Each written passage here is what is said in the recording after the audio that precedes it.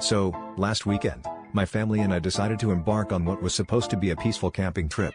Picture this, a serene lakeside setting, the sun setting in a blaze of orange glory, and my dad confidently declaring that he would tell us a story by the campfire. We all gathered around, roasting marshmallows and eagerly awaiting his tale. Dad began with his usual gusto, spinning a yarn about a legendary bear that roamed these very woods.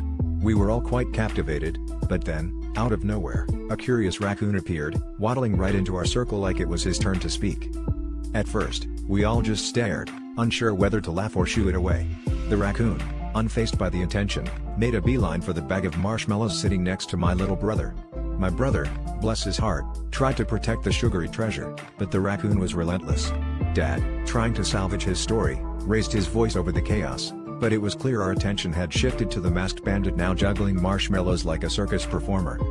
As if on cue, the raccoon, having secured his prize, sat down on a log like he intended to stay for the whole story. My mom, always the diplomat, suggested we let the raccoon stay, reasoning that maybe he'd heard tales about Dad's storytelling prowess. Meanwhile, my sister was busy snapping photos, probably thinking this would make for an epic social media post.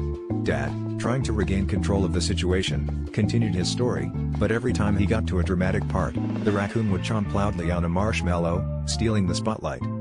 Finally, as Dad reached the climax of his tale, the raccoon stood up, seemingly to take a bow. We all burst into laughter, realizing this was no longer Dad's story but the raccoon's comedy show. In the end, the raccoon scampered off into the woods, leaving us with empty marshmallow bags and a new story to tell.